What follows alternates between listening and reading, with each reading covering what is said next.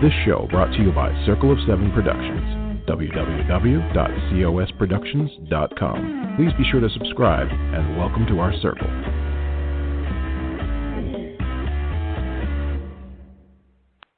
Well, hello, everybody. This is Patricia W. Fisher with Readers Entertainment Radio, and it is the last Thursday of August. I can't even believe we're just racing through this year, but 2020 has been a very interesting year, and a lot of things that we have seen have been obviously through imagery, through photography, through videography, all these things that bring us these images and tell us what's going on in the world, and even in places that we would never ever visit anytime soon, or possibly in our entire lifetimes. And it's important to keep that visual history intact. And a lot of us do this through now our phones, through lots of picture taking, through lots of history.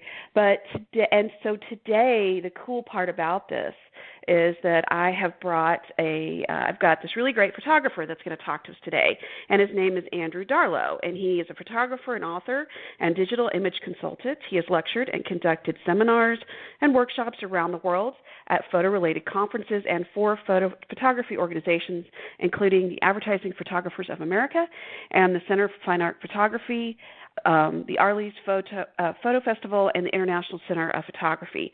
He is an editor of Imaging Buffet, an online resource with news, reviews, interviews covering subjects of photography, printing, and the news media. His latest book is called Focus and Filter. You can get it and look at all of his cool books on Amazon. He's got 2 really cool books there about taking pictures of your pets, which yesterday was National Dog Day, so everyone had pictures of their pets up. And if you want to find him or talk to him, you can talk to him on his website, Instagram, Twitter, Facebook, YouTube, LinkedIn, and I've got all those links in the write-up of the show. So welcome, Mr. Andrew Darlow. How are you today, sir? Oh, great. Thank you so much for having me, Patricia. Yeah. So I'm looking at all this, and, tell me how you got interested in becoming a professional photographer, because we all grew up taking pictures and everything, but what was it about it that made you say, I want to do this for a living? I think the genesis of it all was when I was very young. My dad would take a lot of photographs using slide film, which for your younger listeners, most people took pictures on film and then they would get them back and you could hold them up to the sky, for example, and see what you had. And they came packaged in little squares that you could put into a slide projector.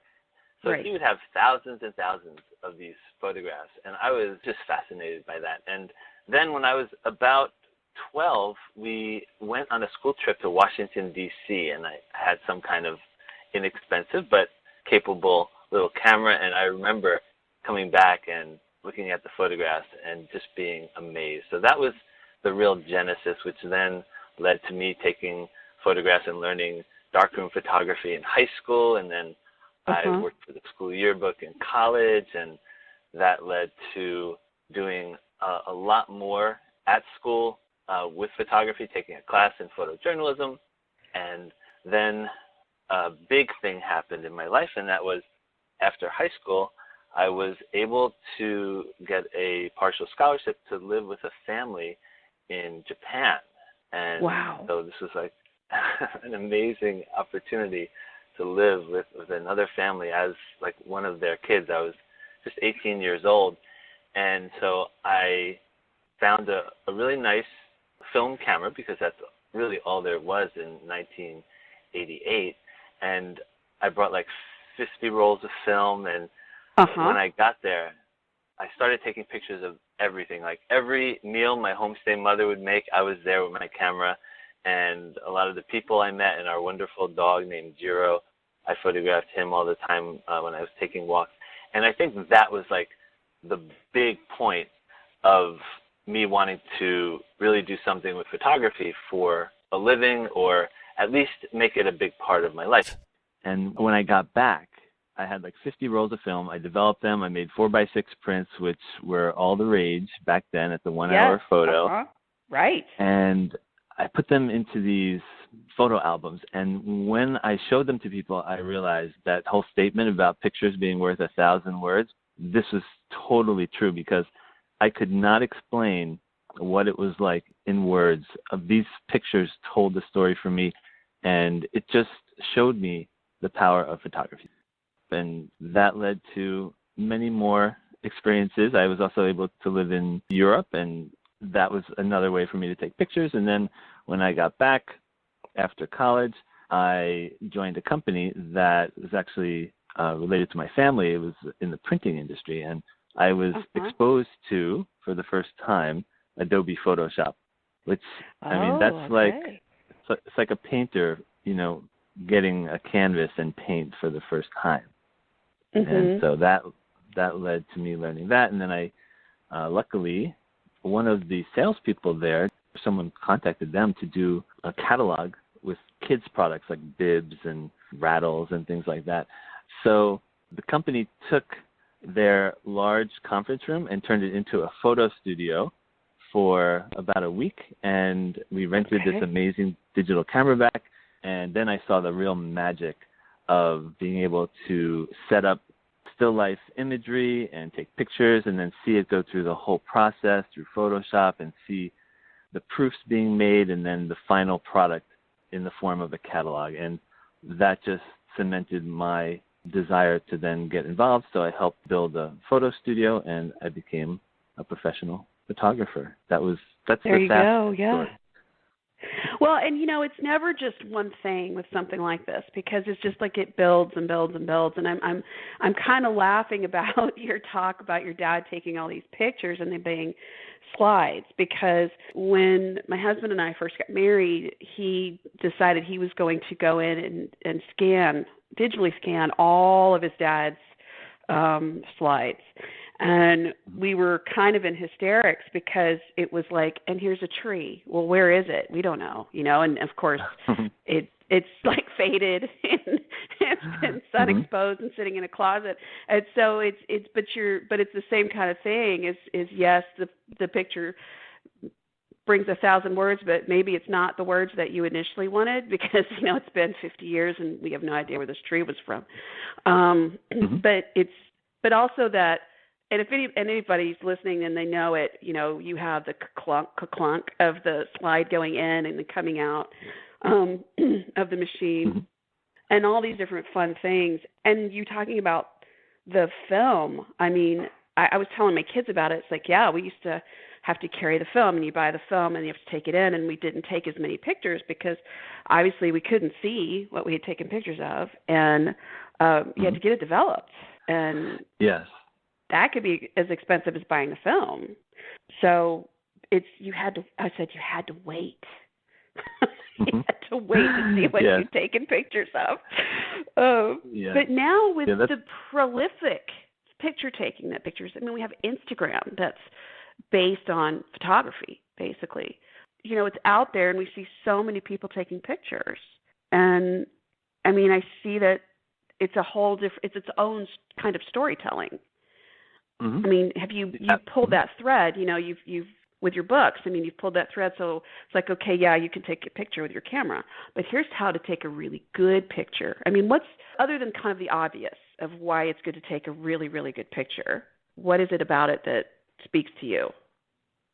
Well, I think the key is to first know what situation you're in. Like, one of the things I love to do most is to explore around cities. So there are tips that I could share when you explore around cities. But then the other thing I love to do is take pictures of pets and people with their pets. So those tips are really easy because they're specific, and I can quickly share a few if you'd like. Yes, please.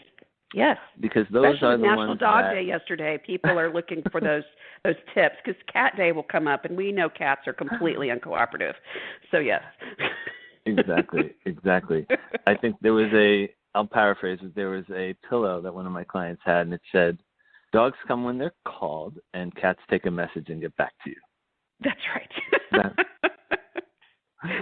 So, but I love photographing both of them.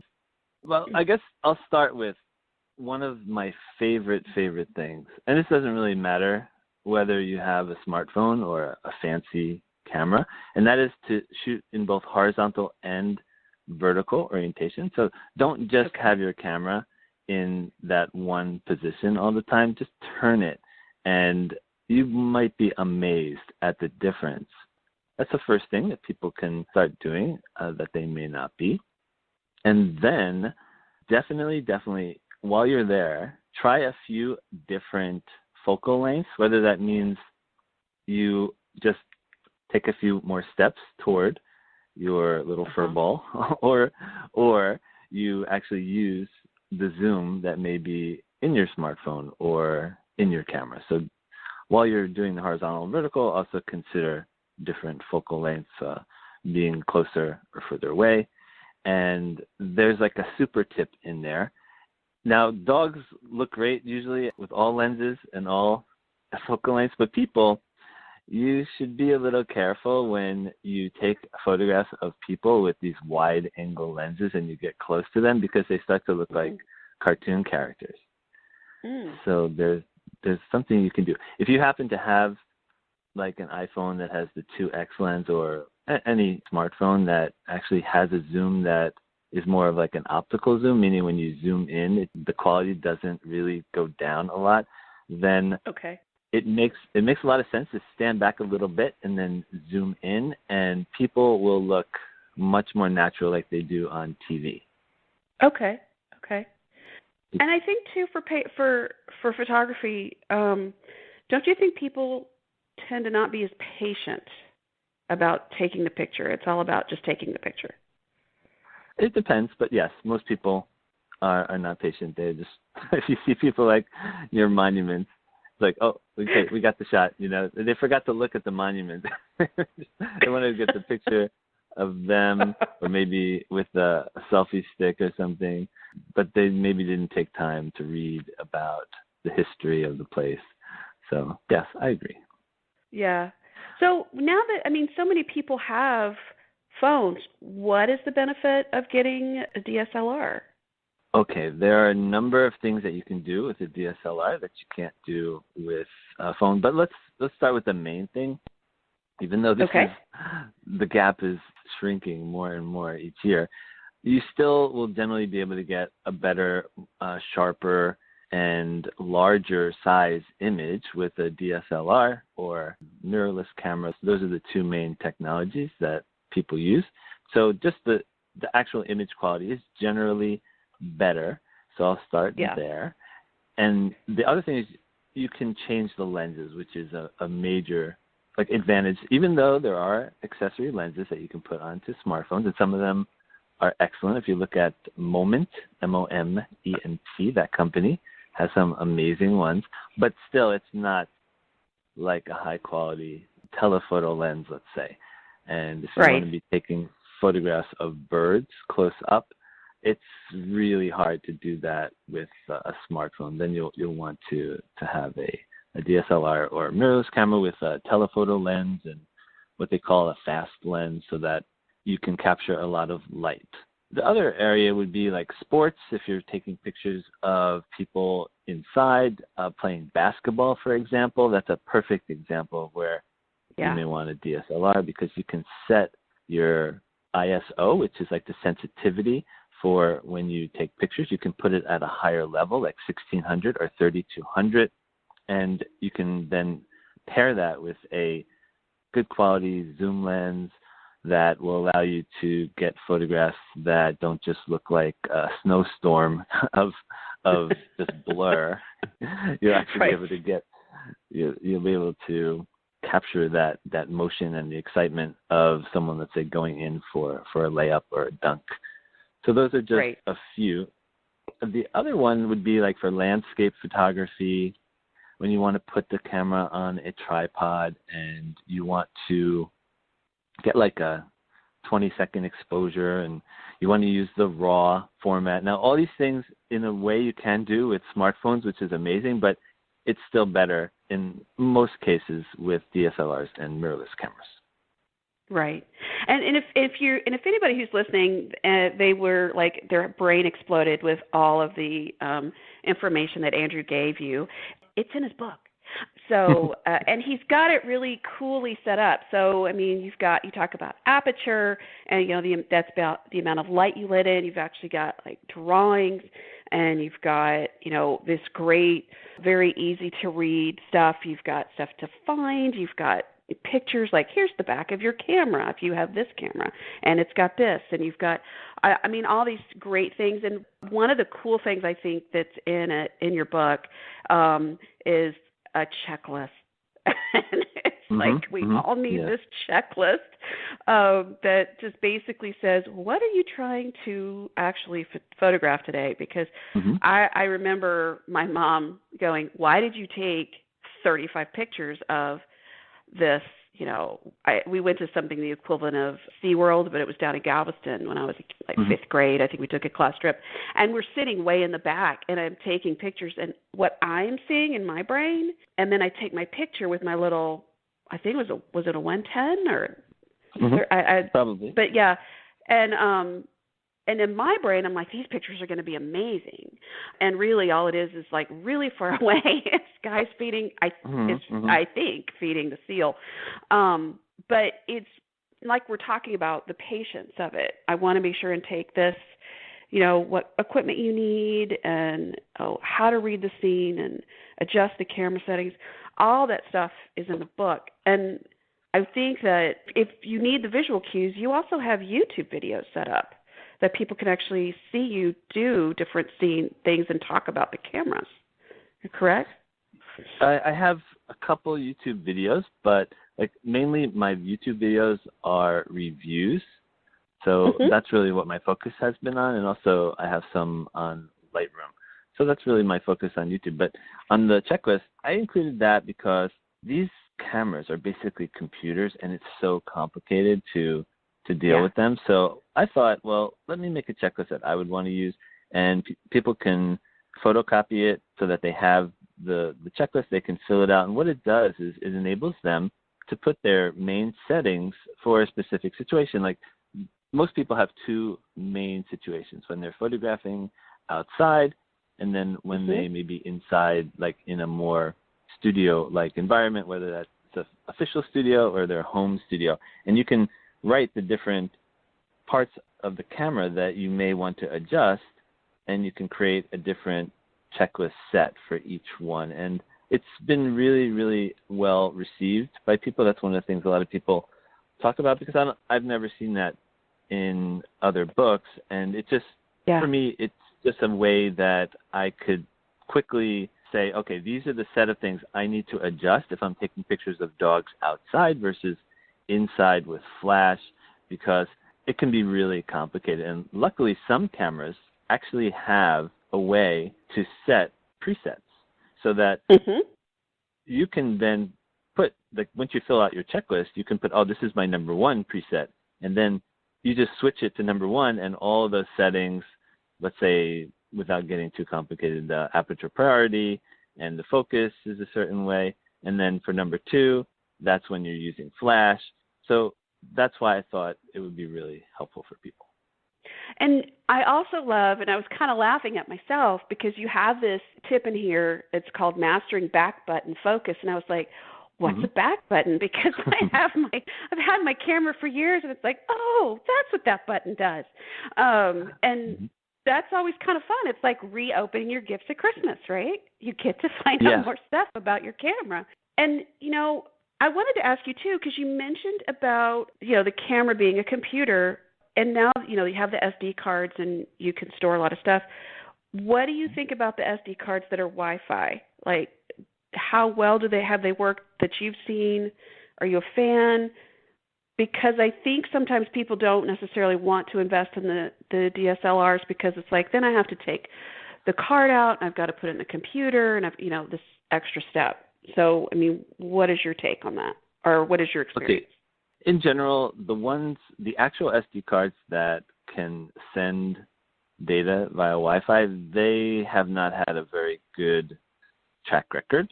But more and more cameras today have built-in Wi-Fi. So if you set it up properly, you can both see a preview and get a small version on your phone as you're taking Right. pictures, and you can also use your phone as a remote control.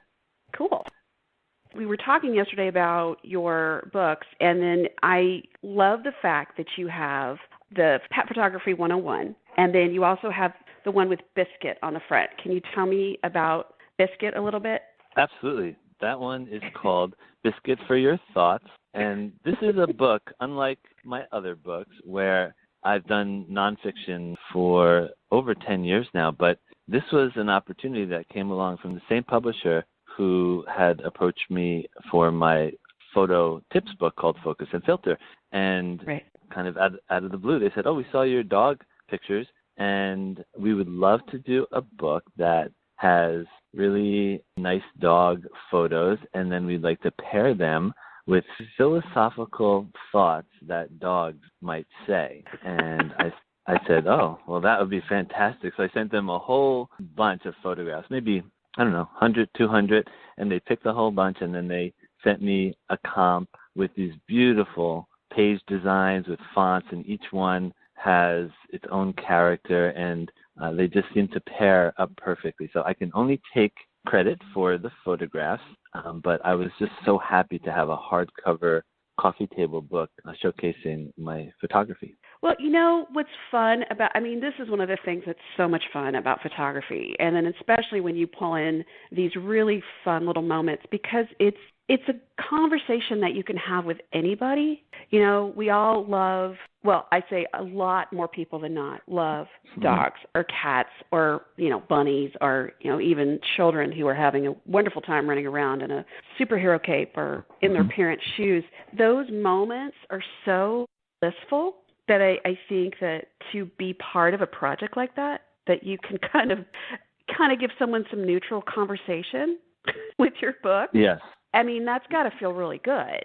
Yes, and I've gotten so many great comments like, "Oh, I was having a really hard day, and then this book came, from Amazon or wherever they purchased it, and it just totally made my day." And even more than that, I had given one to my mother to give to a friend of hers, a neighbor, and she had gone through cancer therapy and a very difficult time, and she wrote something to me that she allowed me to share, and it said something like, "There were some days where I could hardly get my head off the pillow, but when I was able to read Biscuit for Your Thoughts, it soothed my mind and brought a smile to my face," something like that. And I was so moved, and that really shows you the power of something like that when you put it together and it really connects with people.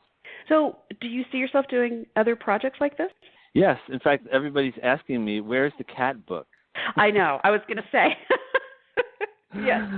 So but the cats have a very different philosophy on the world, for sure. That's true. And I don't have as many cat photographs, so I would have to do some outreach and get more cat photographs. But that's something on my mind. I have plenty of other things that I'm working on. But related to pets, I don't really have a specific project other than the cat book, which would be the perfect complement. Mm-hmm. Okay. So what has been, in your experience, which group is easier to photograph, cats or dogs? Or does it depend on the animal? Well, I would say in general it's dogs, because usually there are these things called treats, and they are like magic. And so you can almost control a dog with treats, and some of my favorite photography tips include treats. One of them is you have the photographer and then the treat holder, and the photographer is standing from above looking down on the dog, and then the treat holder puts the treat right over the lens, and usually you get the most amazing expressions if the dog's not, jumping up and getting too close. But in general, attacking that's a great tip that I share. And there's another great tip that is also like magic with dogs, and that is the squeaky toy. Okay. And it's like a remote control for dogs. It's so funny when you start to do the squeaky, and then often their heads will just tilt a little bit with the squeaky sound. And so I have some videos of that, and I can almost always get great pictures. Now, it's a little difficult sometimes to hold the squeaky, so you often need someone maybe to help. And if you don't have a squeaky, here's a super tip. You can either buy an app that has a bunch of sounds, including a squeaky, or you can just do a quick search on Google or your favorite search engine for squeaky toy audio, and it works just the same. Huh. Okay. Good to know. There's just so many things out there that are just so cool about what you're talking about with dogs. And one of the things I think, and it's a little bit off topic, but it was a video I watched not too long ago, and it talked about how dogs tend to read people better. The experiment they did, even like body cues, they actually read better than primates, and they would pick up the cues. So when you're talking about the treat, it made me think of that, and also that people tend to pick up the dog's noises better. So they had played all these different sounds the dogs had made, and in different situations, and people was like, oh, they sound sad, or they sound, oh, somebody is walking away from them, and that was the situation, or somebody just came home. I find it really interesting. So seeing those wonderful moments, like Biscuit for Your Thoughts, I'm sure that people tap into those wonderful memories, and then you've captured these pictures along with the sayings.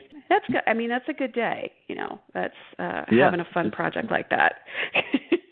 Yeah, I'd love to capture the inner spirit of the dog. Of course, I like to get sort of funny looking pictures, but I also would like people to be able to look at the photograph and say, oh, that's how I always picture my dog. I take so many pictures, sometimes 300 or 400. So to have that many images when you are going through them and you're trying to get just that signature look that the people really identify their dog with. Yeah. So what was the favorite, so you have your newest book. What was the favorite thing in this with your tips that you were talking about? Like, I cannot wait to tell people about this because people probably don't know this one. Okay, so for focus and filter, I would say my favorite tip, this is a little more advanced, but it's something called Auto ISO. And like I said earlier, these cameras are like computers. So we can't think of them like we thought of cameras 20 years ago. We have the power to set up, let's say, there's two main ways that people take pictures with higher end cameras. One is called aperture priority, the other is shutter priority. And the key is once you're in one of those modes, you can also set something called Auto ISO. And what that does is you can essentially go inside a house and then go outside a house, and you will still have perfectly good pictures without a lot of noise because the ISO, or the sensitivity, adjusts. And what that allows you to do, as the sensitivity of the camera adjusts, let's say from 200 ISO to 1600 ISO, the camera adjusts it for you automatically. So what that means is even in lower light, it knows what to do, and you can still get the type of look that you want without having to go in and change it yourself. That's the beauty of that particular, somewhat advanced, but accessible on most of today's cameras. Right. And you just have to look in the little, you can read your book, or you can look in the table of contents for the user's manual to find how to do that, correct? Exactly. Or Google it. Just look up Auto ISO. And here's the beauty. We have this thing called YouTube, which is unbelievable. You can generally put in the name of your exact camera and then put in the word Auto ISO, and boom, you have this amazing resource for you. And I mean, I could go on and on, but here's also a very creative thing that I love. It's tip number 12. It's called Mastering Motion Photography with Still plus Zoom. And what this means is if you have a camera that has a zoom lens, you can put the camera on a tripod, or you could even just try to hold it really still. And then it works especially well at night, let's say with cars and things like that, or monuments. Like I have pictures here with the Eiffel Tower. And you take a picture and you wait a second, and then you zoom during the exposure, like a 1 second long exposure. And you get the most amazing images because everything looks like it's moving at 500 miles an hour. And so that's one of my favorite things. And there's a number of tips in the book. And I tried to make these tips different from most other books. Some of these I've never seen in any other book. Like the next one after that was Mastering Motion Photography with Rocking or Swinging. And the photograph I have is me on a hammock, and there's green trees above me. And I pushed off with one leg. I put my foot back on the hammock, and I put the camera on my chest. and I did a long exposure, and it looks like the world is spiraling around me, but I'm very sharp, but these trees are completely blurred in the motion of the hammock. So those kinds of things, once you learn a little bit about your camera, these are the things that can really set apart your photographs from others. Do you feel like a lot of times people are not really focusing on what they're really trying to grab? Like I want all of this, like let's say it's April in Washington, D.C., and you go to see the monuments, but you want to have the cherry blossoms and the Jefferson Memorial and, all this stuff all in one picture. And then it's just kind of like, feel like people just need to step back for a second and say, okay, I can just capture these different ones separately versus all together. I mean, what do you think the best way people can improve their photography when it's a situation like that? I think the best thing is to treat it like an assignment, like as if you were in a class. And my suggestion is to shoot at multiple focal lengths, whether that means wide, medium, and zoomed in just by using your camera's lens or by using your feet to go wide, medium, and then zoomed in, and then vertical and horizontal, like I had covered before. And so that alone will give you like 6 different photographs. And then I would experiment with adjusting the depth of field. So on most cameras, that means using a low f-stop number, like f2.8 or 4, if you have the ability to adjust that. And once you put all those things together, you may be very, very surprised. Even if you're forcing yourself at first to take all these different photographs, you really don't know until you get back and you look at them and say, oh, wow, I can't believe I actually took this photograph. Yeah. We were looking through some stuff last night. My husband said, check this out, because there was an article that was talking about all these photo bombs that people did. So sometimes people just don't see it, which surprises me sometimes, how people don't see stuff in the background. But it just, I guess they focus so much on what's right there that they don't see it. But I mean, again, I think that's a paying attention issue, I guess. Yes, absolutely. It's just a matter of, if you're, more concerned about just having a nice time, you may not really be focusing a lot on the photography. But in my case, I love photography so much that I'm always trying to get a signature photograph. So it's more about someone's interest in actually creating images that may end up on their wall. So it's all about whether it's important to or not. So do you offer any online classes for photography? I do. I have an online class, and I think the best way to find it is I'll set up a special page for your listeners. And so I'll mention that later, but that will have a link to my class, which is actually, it goes along with my Focus and Filter book. And what I did is I sat down one day and I went through all 50 tips of my books. I made 50 videos, and it was as if I was sitting there next to you, highlighting what I think is the most important part of each chapter. And then I give people a little bit of encouragement to go ahead and do the pro assignment, because each one at the end has a pro assignment to kind of encourage people to take action. So I'll share that link later. That would be wonderful. And you also are very gracious enough, if someone goes to your website, which I will have the link up in the video, but you have offered the first 25 pages of a sample of your book for Focus and Filter. You just fill out the little thing and you give the first 25 pages to them. Exactly. And I'll give even more than that on a special page. I'll mention it now, but it's going to be backup.fm/PWF, which you may recognize as someone's initials. I do.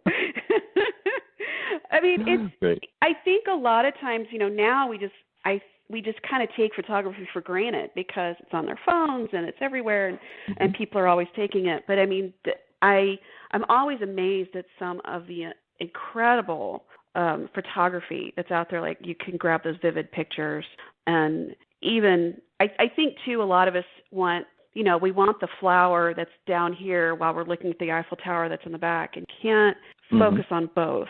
I mean, your brain doesn't anyway, and so but we think we can grab that shot. So it's great to see. I mean, one of the pictures you had was it was like that. It was like a flower, and then I believe it was the Empire State Building in the back. Yes. Yeah. And that was on one of the tips that talked about depth of field. And right. actually, it's in the Mastering Aperture Priority tip, but it also shows how you adjust depth of field.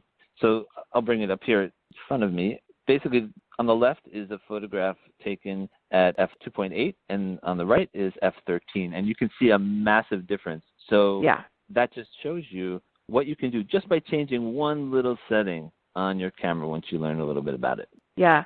And so when you download those 25 pages, this is on page 8, just so you know, everybody out there listening.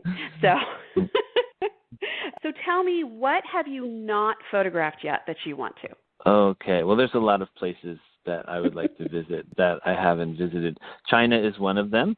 So that's on my list. I've been fortunate to visit many places around the world, but China is certainly there, like the Great Wall, and there are many other places.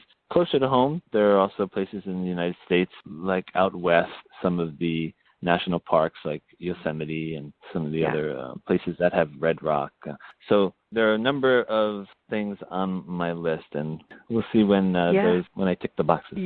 Yes, start checking those boxes. And it's interesting too, when we went to the Grand Canyon a few years ago, I don't know if it was because it was the higher elevation and I was having some oxygen deprivation going up the stairs to get to see into the canyon, but it takes a second to adjust your eyes, because it really truly is like, if you get these grandiose pictures, these beautiful pictures, it's almost like your brain is tricking you that it's just that good and that beautiful. And so when you're taking pictures like you do, I mean, you're really giving so many people who may never get there that moment, of being able to stand there and look at it. So thank you for sharing your craft. That's very cool. Oh, and there's a tip related to that, and that is in today's world, especially with smartphones, a lot of them have panorama on. So definitely take advantage of that, because once you do a panorama in a place like the Grand Canyon or so many other locations, it just changes the entire look and feel. And you can do it also on many DSLRs and mirrorless cameras. Some of them even have an automated way to do it, which they call sweep panorama, like a smartphone. But regardless, give panorama a try. You can also do it in multiple shots and then stitch them together later in software. But don't forget about panoramas. So what is your favorite is it Adobe Photoshop? Is that your favorite for digital, putting things together and going back and fixing things? If I have to do retouching that I can't do in Adobe Lightroom Classic, then yes, Photoshop. But Adobe Lightroom Classic is really my hub. That's where I bring everything into. That's where I organize things. I keyword them. I do as much retouching as I can there. And then if I have to go into Photoshop, often that's because I just cannot fix a big area that may need to be filled in for some reason, or I need to remove a leash, which you can do to some extent in Lightroom, but for the most part, it's much easier to do that in Photoshop. Okay. Let's talk briefly about if someone was trying to get started with this, would it be, and I guess this is also person dependent, but taking a class like you're talking about, like an online class, reading, I would guess that they shouldn't get $1,000 worth of lenses. I mean, start with your basic kit and then work from that, correct? Or would it depend on the person? Yeah, everyone is different. So some people will want to invest in more expensive gear. That part, it's hard for me to say. But what I can say is if you want to start in a very affordable way, let's say in the $300 range, I would go online and find a used but well cared for camera and then zoom lens, and maybe something in the 18 to 200 millimeter focal length. So one of my favorite places is KEH.com, and I would sign up for their newsletter, and often they have special offers that they send out. And for buying, they are one of the best. I have quite a few items that I've purchased from them. So that's a great way to find high-quality digital SLRs or mirrorless cameras with interchangeable lenses, and you would buy each one usually separately, and you'd be surprised at how affordable it can be, especially if it's not full frame. Full frame just means the sensor on the back of the camera is the same size as the old school 35 millimeter slide. It's a pretty big area, but you can purchase a camera that has what's called a crop sensor. I would say something with an APS-C if you just wanted to do a little search. There's a lot of Fuji cameras that are like that are outstanding. Also, there's something called Micro Four Thirds, which is smaller. Those are also great. So without going too much into it, you do want to pay some attention to the sensor size that your camera has. But just do some research, and imaging-resource.com is like an amazing place to look at reviews, and you can find their picks. Like I think it's called Dave's Top Picks. And regardless of which level of camera you want, Dave has a top 10. And some of them could be 5 or 6 years old, but it's just as valid because 5 or 6 years ago, cameras were still outstanding. So those are just a few resources that I use and that I recommend. Do you still use film? Do you still use the darkroom? I have not in I don't know how many years, probably 10 years. And so I just find that I can do everything I need to do using digital cameras, but there is a nostalgia, and there are some things you cannot do unless you have film, even though you can create film by sending a digital file over to someone and they can actually create film for you. Let's say if you want to do these old processes like Van Dyke Brown, Platinum, Palladium, which I've done in the past, those you actually need a piece of film, whether you take it with a camera or whether you have it output for you. But I just haven't done it lately, but there are some things that just require film. Okay. Yeah, we watched Man from U.N.C.L.E. years ago, and there's a scene where they're like, he's in the bathroom, he's not coming out, and he opens the door and he's got the red light, and it's obvious he's in there developing the film, and the kids were saying, what is he doing? I said, yes, right. That's right. You don't know. Or, the older movies that they are smuggling the film out, because they have to smuggle it out. So we've taken that part away of all those spy thrillers, but, I guess we just send it over the internet now. Exactly. That is true. So if someone wants to find you, they go, and I'm going to have all the links in the write-up of the show, but you are online, and then you're on Facebook, Instagram, Twitter, YouTube, and LinkedIn, correct? Right. I'll make it, yes, exactly. I'll make it really easy, and they can find all the links at backup.fm, which is my newest site where I focus on helping people to back up, preserve, and not lose their precious photos, videos, and other data. So it's backup.fm/PWF, as in Frank. PWF, okay. Backup.fm/PWF. Okay, cool. And I will have that link in the write-up as well. So thank you so much for talking to us today. I really appreciate you and all your help. Well, thank you, Patricia. This is so much fun. And if you're looking for Andrew, he is online, like I said, at his website, Facebook, Instagram, Twitter, the YouTube videos, LinkedIn. He's also got backup.fm/PWF. And this is Patricia W. Fisher with Readers Entertainment Radio. So go out, take some amazing pictures, tag me, tag him, let us know how you're doing, and everyone keep on reading. This show brought to you by Circle of Seven Productions. www.cosproductions.com. Please be sure to subscribe and welcome to our circle.